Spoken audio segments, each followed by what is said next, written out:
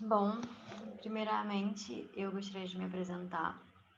Meu nome é Valesca e eu sou aluna do curso de Química Industrial do IFES de Vila Velha. E hoje a gente vai fazer uma breve revisão sobre alguns temas que já foram estudados. Seria o preparo de soluções, solubilidade, deslocamento de equilíbrio, efeito Tyndall, indicadores ácido-base, hidrólise salina e solução tampão. Bom, vamos lá. Eu vou deixar a tela nesse modo de exibição, só para ficar mais fácil para eu ir acompanhando, tá? Bom, preparo de soluções. Solução é uma mistura homogênea de duas ou mais substâncias. A substância em maior quantidade é o solvente e os demais são os solutos. Então, o que é uma solução? Uma solução nada mais é do que solvente e soluto adicionados. Mas o que eu chamo de solvente e o que eu chamo de soluto? Eu sempre chamo de solvente aquele que está em maior quantidade. E o soluto é a outra substância ou as outras substâncias, tá? Existem algumas formas de a gente calcular a concentração dessa substância, dessa nossa solução, no caso. A gente pode calcular a concentração em massa, que é expressa em gramas por litro, e eu calculo a concentração considerando a massa de soluto que eu tenho em um volume de solução, no volume de solução que eu tenho. Eu posso calcular também a concentração molar. Concentração molar nada mais é do que o número de mols que eu tenho em um volume de solução. Número de mols do soluto pelo volume da solução. A concentração molar geralmente é expressa em mols por litro. A gente pode calcular também a densidade. A densidade é calculada somando a massa total da solução sobre o volume de solução. Então, a massa total seria a massa de solvente mais a massa de soluto. A densidade é geralmente expressa em gramas por ml. Então, a depender do que é pedido, do que eu preciso saber, eu posso calcular tanto a concentração em massa, como concentração em concentração molar, como densidade. Isso vai depender do que é pedido, o que eu quero saber sobre a minha solução. Concentração em massa nada mais é do que a quantidade de gramas de soluto que eu tenho no volume de solução. Concentração em mols nada mais é do que o número de mols de soluto que eu tenho sobre o volume da solução. E a densidade nada mais é do que a massa total da solução sobre o volume total de solução. Basicamente isso. E aí a gente vai ver um videozinho que fala sobre isso, sobre cálculo de preparo de soluções. Para a gente poder entender melhor como isso funciona na prática, tá?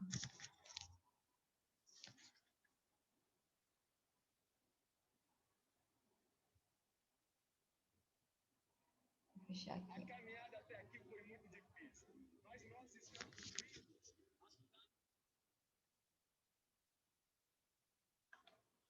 Eu vou pular o anúncio, tá? Bom, vamos lá. Vou pular direto para o exercício. Vou pular a introdução. É um exercício de concentração de soluções, tá, gente? E aí, deixa eu tirar meu nome da tela. O que o exercício fala? No rótulo de um frasco de laboratório, está escrito NaOH aquoso e me é informada a concentração. Eu sei que a minha concentração desse NaOH aquoso é 60 gramas por decímetro cúbico. E aí me é questionado quem é o solvente e quem é o soluto. E aí, vocês sabem? Vocês conseguiriam me responder quem é o solvente e quem é o soluto? Bom, no rótulo me é dito que eu tenho NaOH aquoso. O solvente é aquele que eu tenho maior quantidade.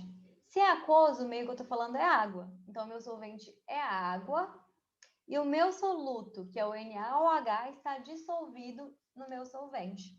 É isso que ele vai responder. Ó. O meu solvente é a água e o meu soluto é o NaOH. Aqui, aumentando essa tela vai ficar melhor. Talvez. E aí, vamos para a letra B. Letra B pergunta: qual é a massa de soluto que eu teria em 500 centímetros cúbicos dessa solução? O que a gente sabe? A gente tem informação de quê? Da concentração, que é 60 gramas por decímetro cúbico. Nós temos a informação do volume, que é 500 centímetros cúbicos, e o que a gente quer é a massa. Então, ó, a massa é o que a gente quer descobrir. O volume a gente sabe que é 500 centímetros cúbicos e a concentração concentração nós também sabemos que é 60 gramas por decímetro cúbico. Então, qual fórmula nós vamos usar? Ó, concentração é igual a massa sobre volume. Só que, para que a gente faça esse cálculo, é necessário que as nossas unidades sejam iguais, para a gente poder cortar. Eu quero a massa em gramas, porque já me é dado em gramas, então vou calcular em gramas. Só que o meu volume está diferente na concentração, então eu vou ter que converter alguém. Ó, e aí, ele vai transformar centímetros cúbicos em decímetros cúbicos, só para ficar todo mundo com a mesma unidade. E aí se faz uma regra de 3 simples. 1000 centímetros cúbicos tem um decímetro cúbico, então 500 centímetros cúbicos teriam quantos decímetros cúbicos? E a gente percebe que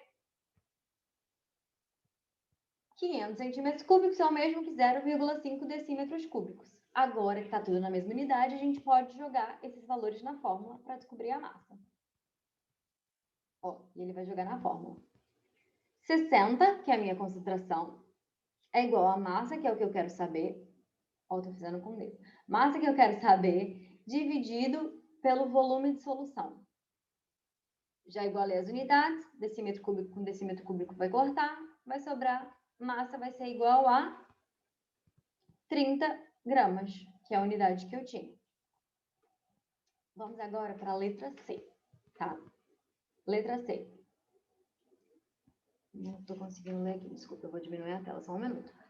Que volume de solução, e aí agora ele pede o volume em ml, contém 15 gramas de soluto. O que nós vamos fazer? Vamos lá. O que eu quero? Agora eu quero o volume e quero que seja em ml. O que eu tenho? Eu tenho a massa, que é de 15 gramas, e eu continuo tendo a concentração, ó. Porque é a mesma solução e a concentração é a mesma, vai continuar sendo 60 gramas por decímetro cúbico. A nossa unidade agora, ó, vamos lá, 60 gramas por decímetro cúbico. A nossa unidade agora em gramas está igual. Então, eu posso substituir os valores direto na fórmula. Grama vai cortar com grama e eu vou achar um volume em decímetro cúbico, que é o que eu quero saber. A concentração 60, a massa 15 e o volume. O meu volume eu vou encontrar em decímetros cúbicos. E grama vai cortar com grama. Tá? Essas unidades vão cortar uma com a outra. E aí a gente vê que o volume é 0,5 decímetros cúbicos. Só que eu quero esse volume em ml. Então, de mesma forma, eu vou ter que fazer uma conversão. Ó. E ele vai converter decímetros cúbicos para ml. Como é que é essa conversão? Eu sei que 1000 ml, ou seja, 1 litro, é igual a 1 decímetro cúbico. Se eu tenho, é só fazer uma regra de 3 simples. Se eu tenho 0,25 decímetros cúbicos, isso representa quantos ml? E aí eu acho a minha resposta. Meu volume é de, vou esperar ele anotar, ó, 250 ml. E é isso, um cálculo simples, utilizando aquelas fórmulas que a gente aprendeu, colocando em prática, tá? Era isso que eu queria mostrar para vocês, assim, do exercício. Então, vamos voltar para a nossa apresentação, tá? Vou colocar a câmera aqui. Deixa eu ver se eu consigo aumentar sem me atrapalhar. Acho que aqui eu não vou me atrapalhar. Vamos lá. Bom, a gente vai falar também um pouquinho sobre diluição de soluções. A diluição consiste em adicionar solvente a uma solução sem modificar a quantidade de soluto. Então, vamos lá. Digamos que eu tenho uma solução aqui de água e NaCl, água e sal. Se eu quero diluir essa solução, eu vou aumentar a quantidade de água, que é o meu solvente, sem variar a quantidade de sal, que é o meu soluto. Sem variar a quantidade de sal, que é o meu soluto. Isso é uma diluição. Eu aumentei a quantidade de solvente, mas eu não variei a quantidade de soluto. Eu fiz uma diluição. E aí, o que acontece? Se eu mantive a quantidade de solvente, de água, mantive a quantidade de soluto, de sal, e alterei a quantidade de solventes, que é a água, eu vou ter uma concentração diferente. Porque vamos considerar a concentração em massa. Eu não variei a massa do soluto. Concentração é igual a, ó, vamos voltar lá. Concentração é igual a massa de soluto sobre volume de solução. Eu não estou alterando a massa do meu soluto, mas eu estou alterando o volume da minha solução, porque eu estou adicionando mais água. Então, essa concentração vai ser diferente. Se eu tenho o valor da minha concentração inicial, é possível calcular o valor da minha concentração final. Como que eu posso fazer isso? Ou calculando primeiro o fator de diluição, que nada mais é do que volume inicial sobre o volume final, ou eu posso aplicar direto naquela fórmula já conhecida de concentração final vezes volume final é igual a concentração inicial vezes o volume inicial. Se vocês repararem, essa fórmula nada mais é do que essas duas juntas. Se eu substituir fator de diluição aqui nessa fórmula por volume inicial sobre volume final, eu obtenho essa outra fórmula. Tá ok? E aí existem três tipos de soluções. Existem soluções insaturadas, soluções saturadas e soluções supersaturadas. Bom, uma solução insaturada são aquelas em que a quantidade de soluto dissolvido ainda não atingiu o coeficiente de solubilidade. Isso significa que, se quisermos dissolver mais soluto, isso será possível. Ou seja, eu tenho uma solução, água e sal. Vamos continuar no mesmo exemplo. Água e sal. A quantidade de sal que eu tenho aqui não é o limite ainda que eu consigo diluir, que eu consigo dissolver nessa substância a uma determinada temperatura. Por quê? O que acontece? A solubilidade de um soluto no solvente está ligada à temperatura. Para uma mesma temperatura, existe uma máxima quantidade de soluto que eu posso adicionar ao meu solvente e esse soluto se dissolver completamente. Na solução insaturada, eu não adicionei a quantidade de soluto total que eu posso adicionar. Se eu adicionar mais soluto, se eu adicionar mais sal ao meu potinho com água e sal, a minha solução de água e sal, a solução vai continuar dissolvendo o sal. Isso é uma solução insaturada. Já a solução saturada, eu adicionei o máximo de sal que eu posso adicionar para que ele se dissolva nessa água. Ó, as soluções saturadas são aquelas que atingiram exatamente o coeficiente de solubilidade. Ou seja, o meu sal está totalmente solúvel na minha água, no meu solvente. Já as soluções supersaturadas têm mais soluto dissolvido do que seria possível em condições normais. Ela pode apresentar corpo de fundo ou o soluto pode estar dissolvido de forma instável. Então, vamos lá. Como é que funciona a solução supersaturada? Eu tenho lá meu potinho, minha solução saturada. Eu já adicionei a máxima quantidade de sal que eu podia nessa água para ficar dissolvido.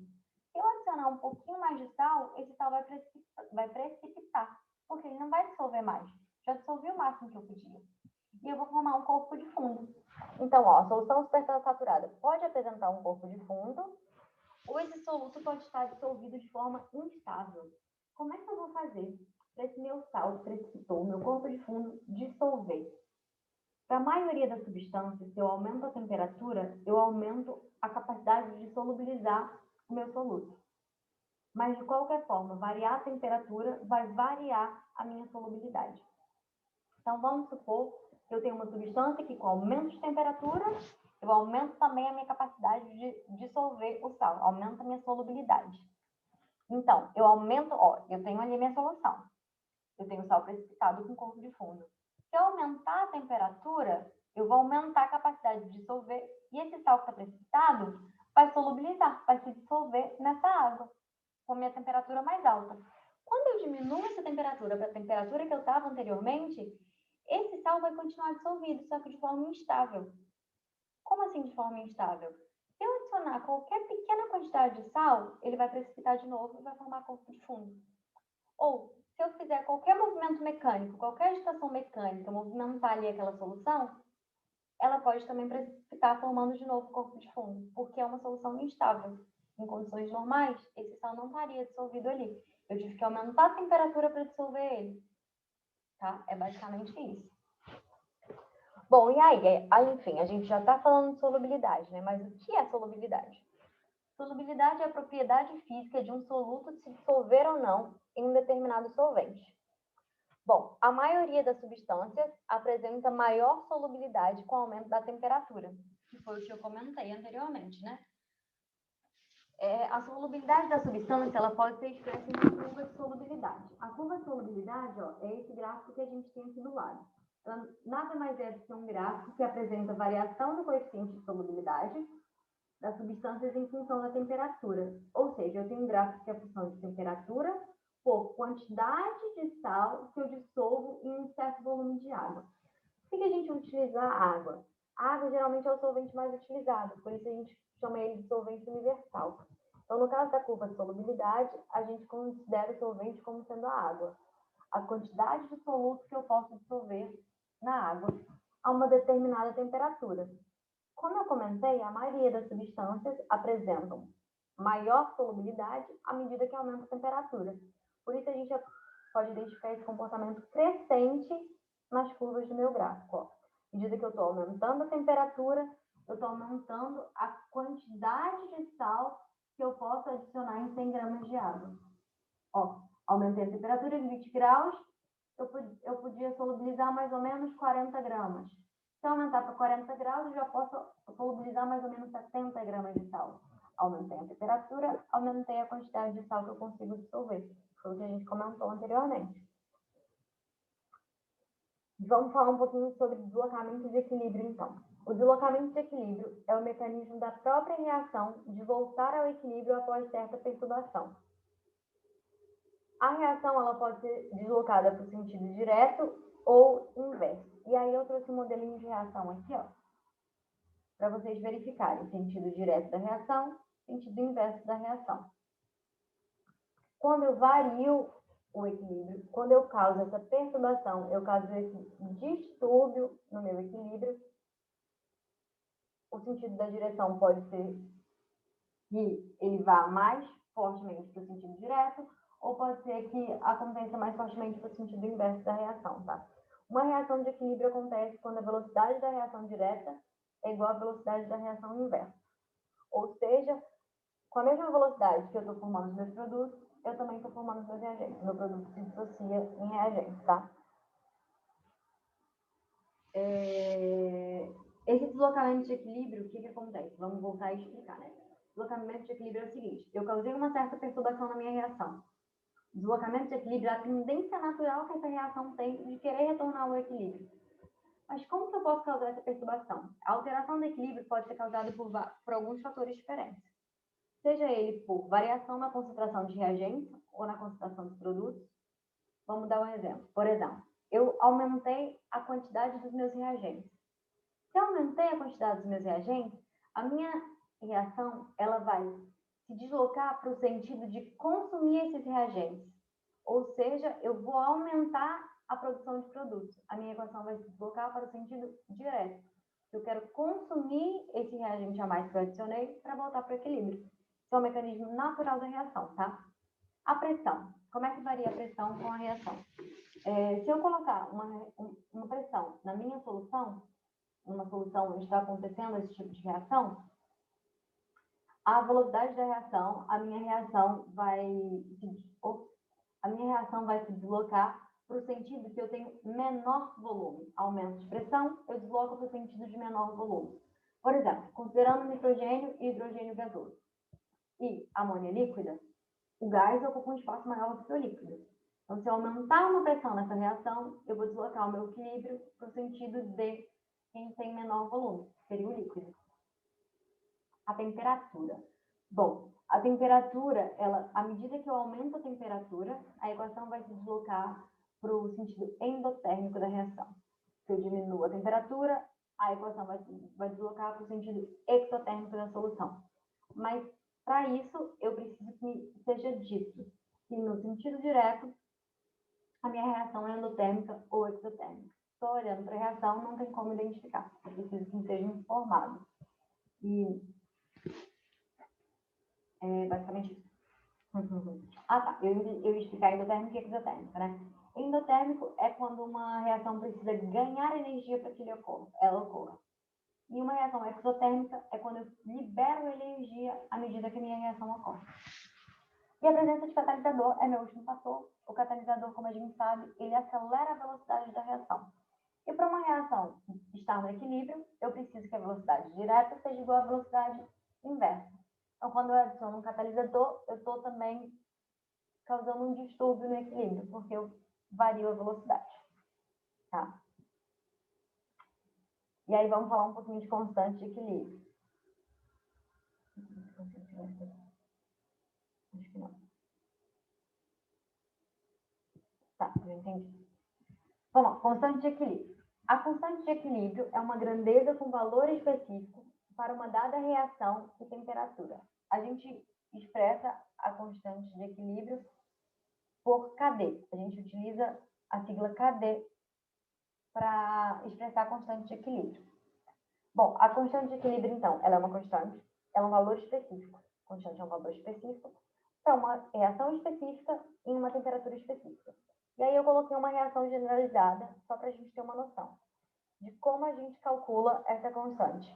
Bom, o meu KD ele é calculado de forma simples. Nada mais é do que a concentração dos produtos, CI são meus produtos, dividido pela minha concentração dos reagentes. Só que para isso é necessário que eu leve os coeficientes estequiométricos em consideração. Por isso que os meus coeficientes estequiométricos estão aqui representados como meus coeficientes. Então, para essa determinada concentração, para essa reação, tem concentração X de produtos e concentração Y de reagentes, eu tenho um valor de KD. Variei a concentração, variei o valor da minha constante de equilíbrio, tá? Vamos falar um pouquinho sobre o efeito Tyndall.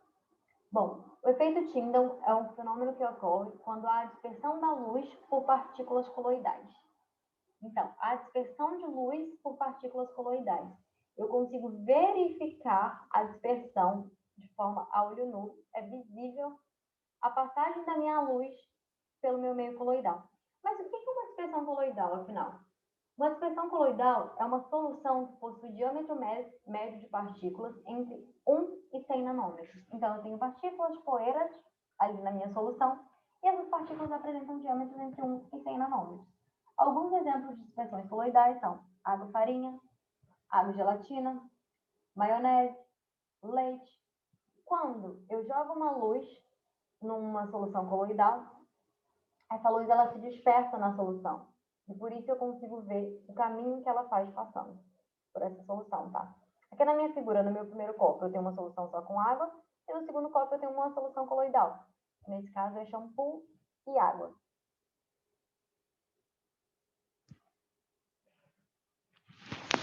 Nossa, agora que eu percebi que o meu microfone está aqui, gente. Será que vocês estavam me ouvindo? Tá, vamos orar para que tenha dado tudo certo.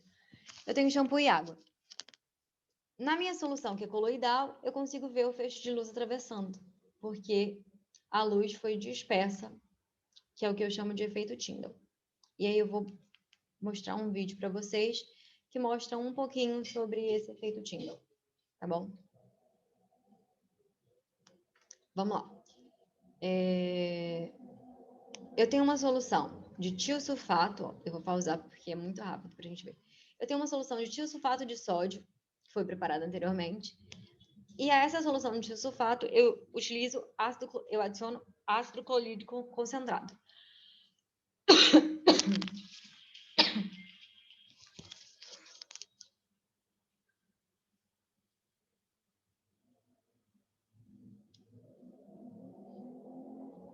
Aqui, nessa solução, eu estou utilizando uma lanterna, que tem um feixe de luz azul, e estou utilizando um laser, que tem um feixe de luz vermelho.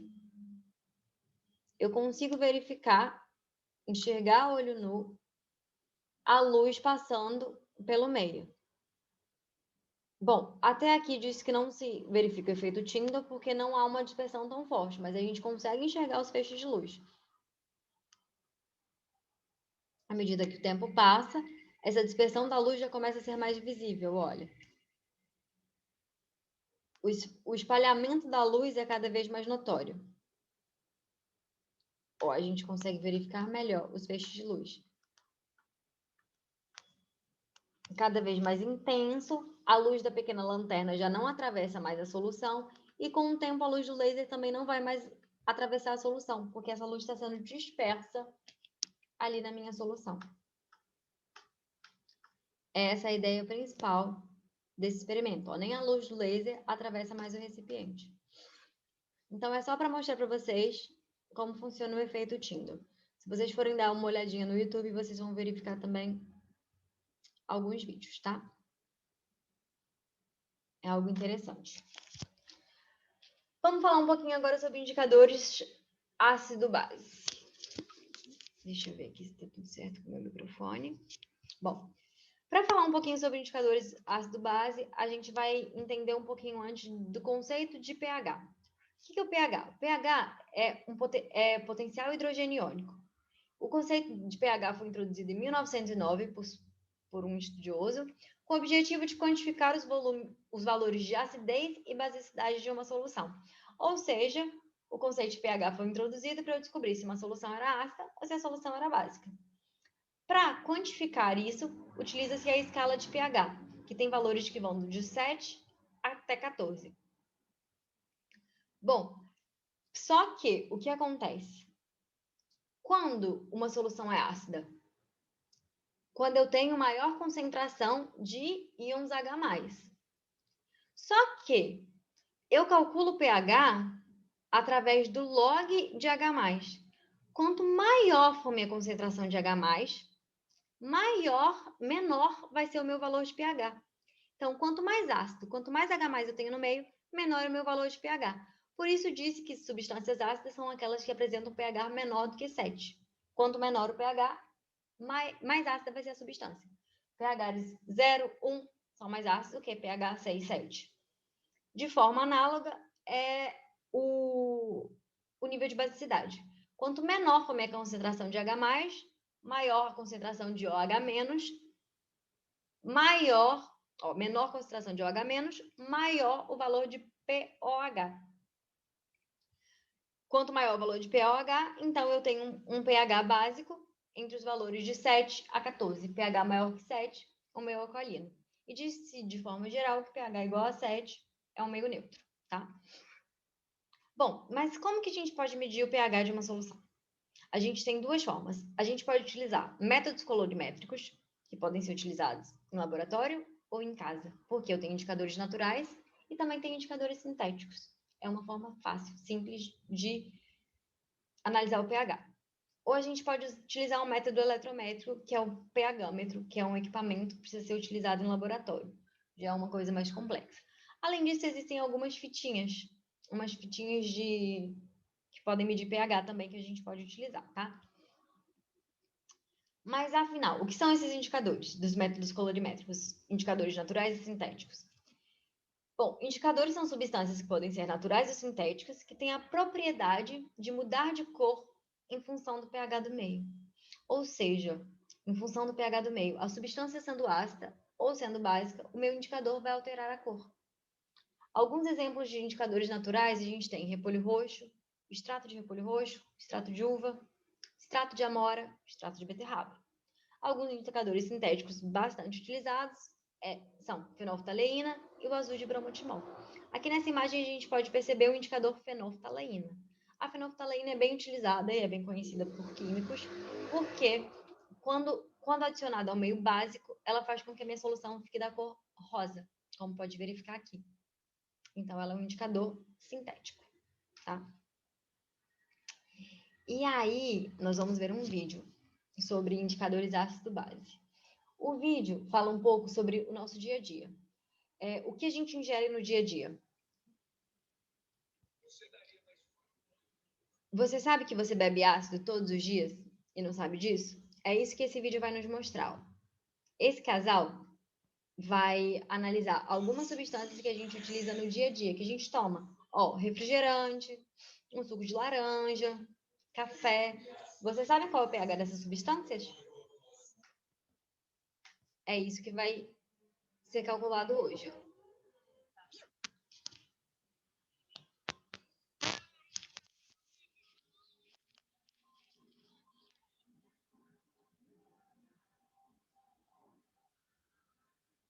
Ó, eles estão falando que se mede a acidez através do pH de uma substância.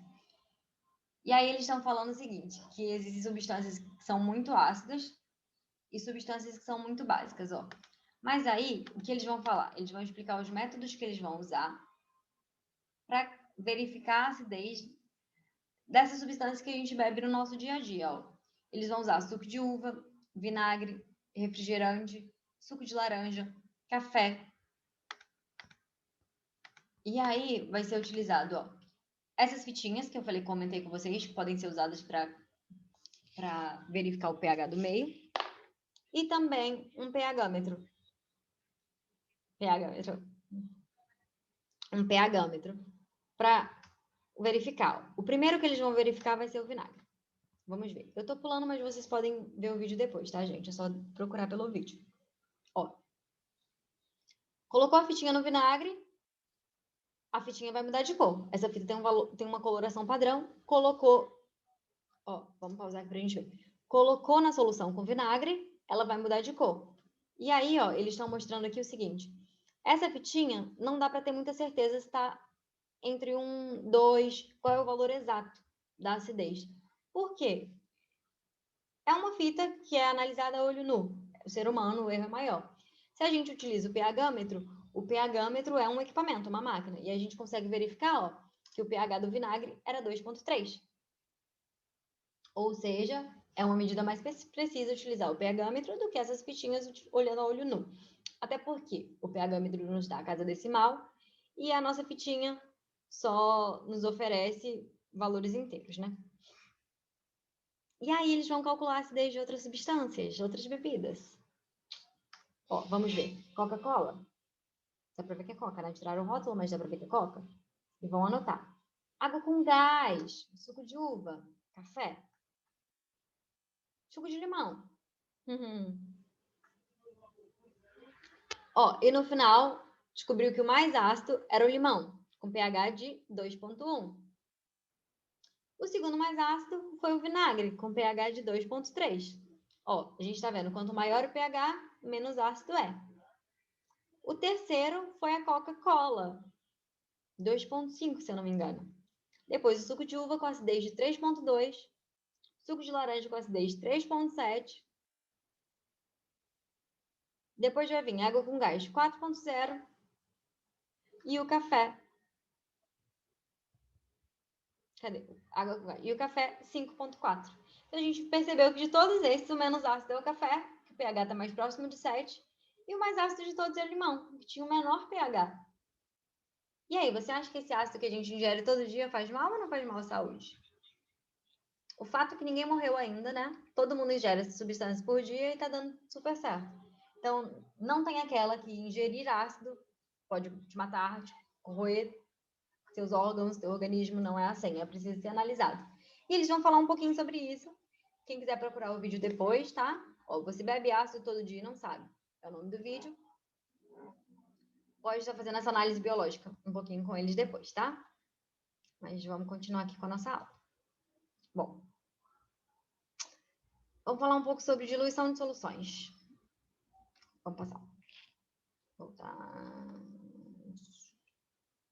Foi para o slide errado. Não sei porquê. Vamos voltar aqui. Diluição de soluções. Isso, diluição de soluções. Não, gente, estava lá atrás.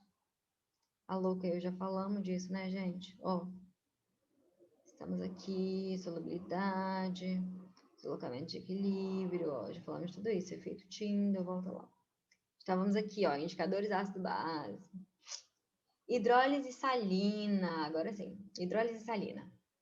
Bom, a hidrólise salina é um processo onde há quebra das ligações de água e formação de outras ligações com os íons provenientes de um sal. O que acontece? Eu adiciono sal a uma solução de água. A adição desse sal faz com que haja quebra das ligações de sal, por isso que o nome é hidrólise, né? Lise de quebra. A quebra das ligações da água, quer dizer, e o sal a gente sabe que é formado por íons, por exemplo, NaCl, Na+, Cl-. Quando eu adiciono sal e há a quebra das partículas de água, os íons da água vão reagir com os íons do sal. E aí eu vou ter uma solução aquosa salina.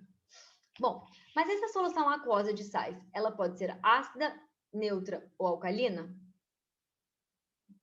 Sabem me dizer? Ó, faltou uma vírgula.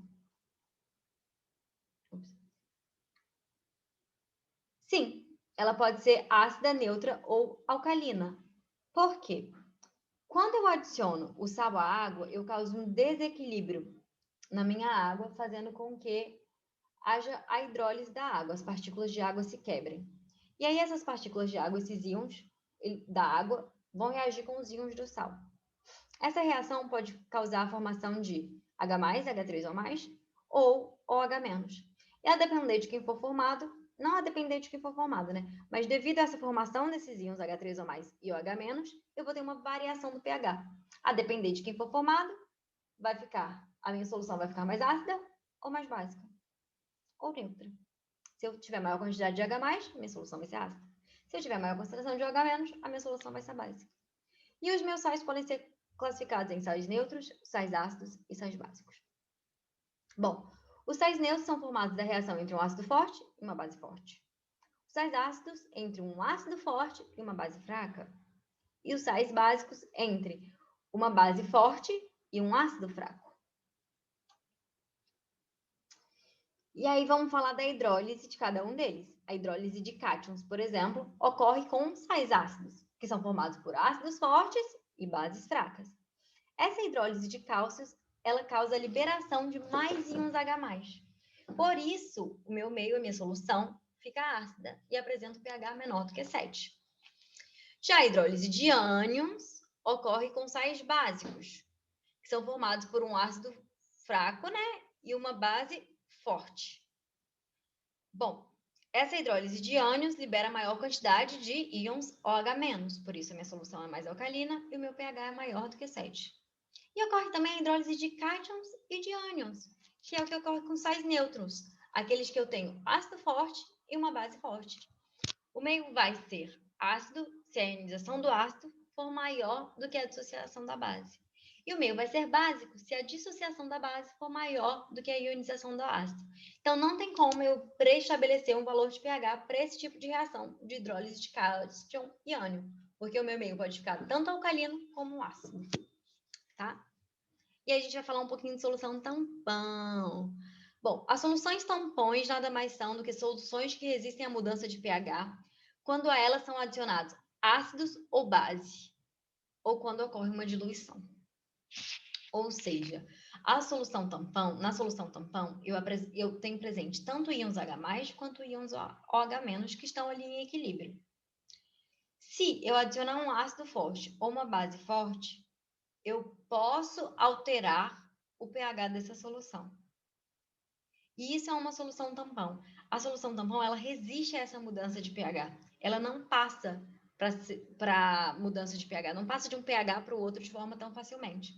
Essa resistência é o resultado do equilíbrio entre as espécies participantes do tampão, o H+ e o OH-, e as outras espécies presentes, a reação entre eles.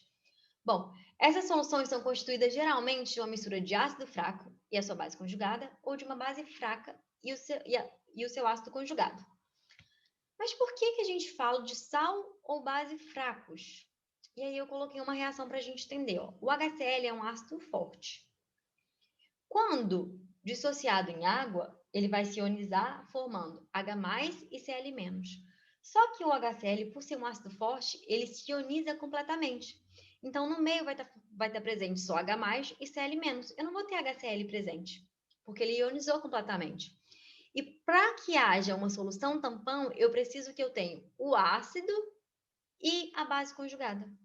Ácidos fracos não se ionizam totalmente, então eu vou ter tanto o ácido como a base conjugada. Por isso que é preciso que seja um ácido fraco ou uma base fraca. A gente fez o raciocínio para o ácido, mas o raciocínio é o mesmo para a base, tá? E aí a gente fala um pouquinho sobre poder tamponante. O poder tamponante é o poder que uma solução tampão tem. Está relacionado com a resistência de uma substância quanto à mudança de pH. O que é legal na solução tampão é que ela resiste à mudança de pH. Então, esse poder tamponante é o quanto ela resiste a essa mudança de pH. O quanto eu preciso adicionar de um ácido forte ou de uma base forte à minha solução para fazer que o meu pH varie de uma unidade. Por isso que a gente fala poder tamponante. É o quanto ela consegue resistir, mantendo as características iniciais de pH. Tá? E é isso, gente. A gente fez uma revisão breve. Eu gostaria de agradecer a oportunidade de estar aprendendo, de estar compartilhando um pouquinho de conhecimento, de estar tendo essa experiência de fazer uma aula gravada, tá? E espero que possa ajudar. E estou à disposição, assim, se alguém quiser entrar em contato para tirar qualquer dúvida. Obrigado e agradeço a professora Carla pela oportunidade. É isso. E aí eu vou tentar parar a minha gravação, gente. Obrigada.